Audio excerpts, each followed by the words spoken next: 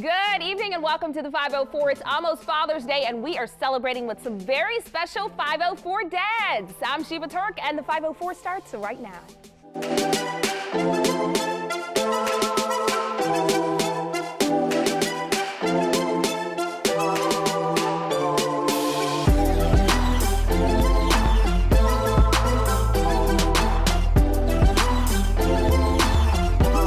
It is our Father's Day edition of the 504, and it is time for Hot Mess. I don't know what I've done here. We've got three very special dads, Stevie G, the father to two lovely girls, Chloe and Natty, our producer, Caegan Moore's dad, Mr. Bruce, and my dad, John, who promises he's going to behave tonight. Oh, you even have the peace sign?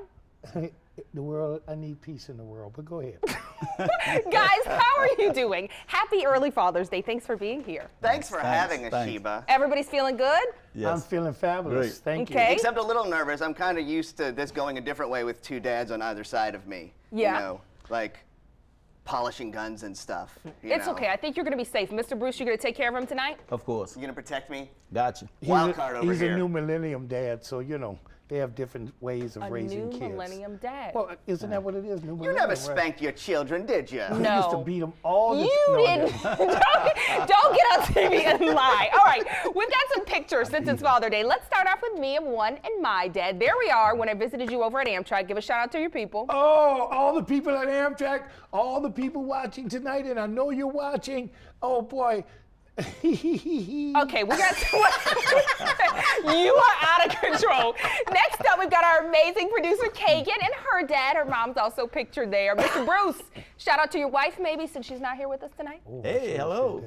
And to all your great fans out there. All my great fans, customers, and everything else. There you go. All right, and then Stevie, who is the dad to two beautiful girls. Look how cute. That is a totally candid shot that I said, get a picture of this. Get a picture of this. Adorable. And you guys had a nice write-up in, what was that, InTheNOLA.com? Yeah, that came out last night, InTheNOLA.com. They are actually, they seem to think I'm a good dad. Oh, it was beautiful. Seriously, I read it. You guys were really cute. So everybody should check that out.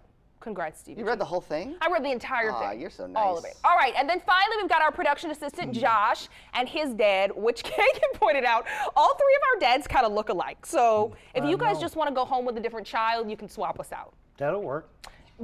Now, why would you be the person? It's good to change things up sometimes. Hey, you know? I'm still the host even though you're hanging out. Go ahead. All right, you guys ready to get ready? You know we talked about all kind of amazing. craziness on this show, right?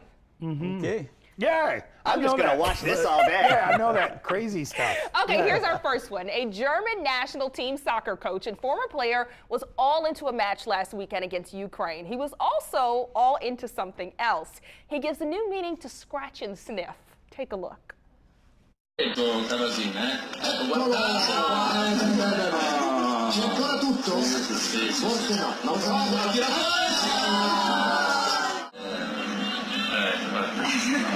Quest'uomo. No!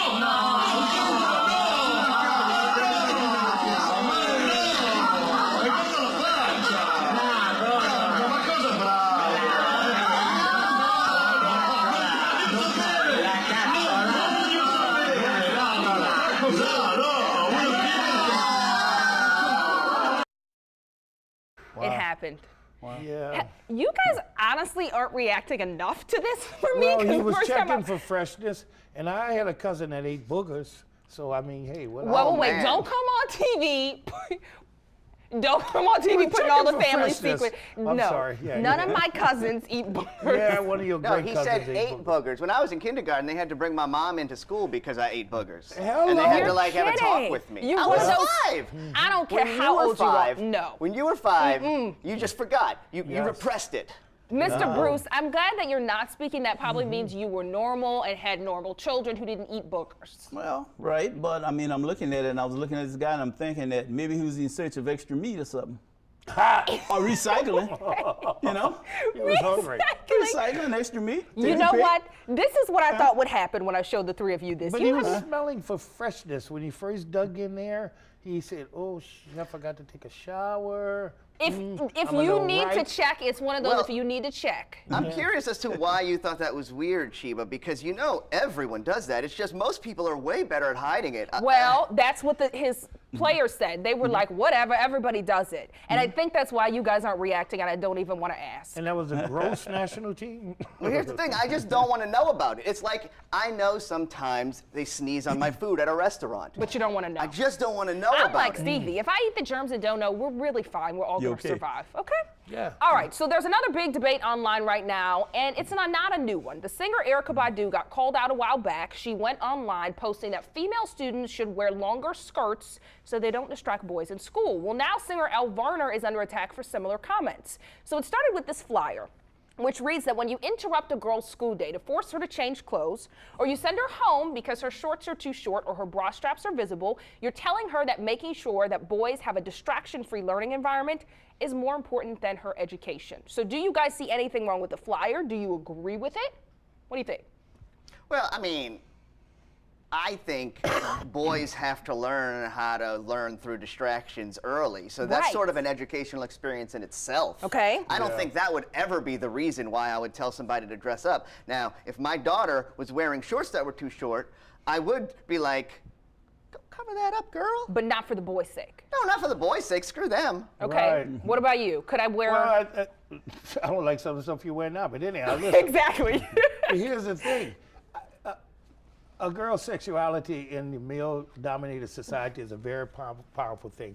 More so than telling the girl to go home to not wear a certain thing. Isn't because she distracts the boys, to understand the power of her sexuality.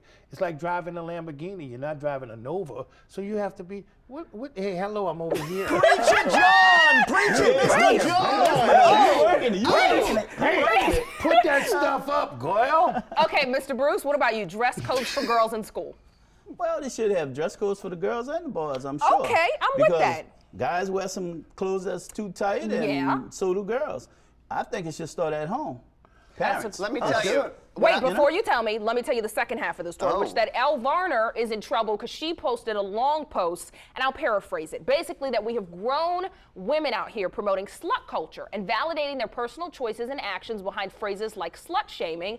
But we do need to encourage young girls to wear short shorts, she continued. Since these young girls have access to the same education and jobs as men, does it hurt to encourage them to dress for success? So people are mad at VARNER for basically saying, ladies, you need to dress better and stop distracting the boys. Does anyone agree with her at all? I don't. No, I don't agree that Okay. they should dress better because of a boy. Again, a woman's thing in a male-dominated society is a very powerful woman's item. thing. Well, I mean, a woman's look, even from a young age. And yes, some women may use that to their advantage. I mean, but in some areas. But no, you don't want to teach little girls to dress in a way that's provocative just so that they could get ahead or succeed Okay, or fair. attract attention. You see, Mr. John is clowning and clowning, then he just stops and drops some knowledge. That's Just what like I'm talking boom. about. Dang, Like an atomic bomb of knowledge. This man's a goddamn genius. Is that what it is? It's a John bomb. A John bomb. Or a John bomb. It is forever John? called Or a John bomb. A John bomb. I worked with a guy one time that worked in a dining car that had his pants in a certain way where his male attributes were all to one Male side. attributes. And believe me, people would be sitting at the table and they would lose places of their fork. What is that? Mr. Anyhow. John, thank you for sharing that personal story. But we're gonna take a break now, Mr. John, who's trying to take over the show. All right, our dads are all big music lovers, so coming up, we're challenging them to a fun game of trivia. And acting like a baby for one Illinois man isn't a problem. It's a good time, but it's not sitting well for some people in the community. Stick with us.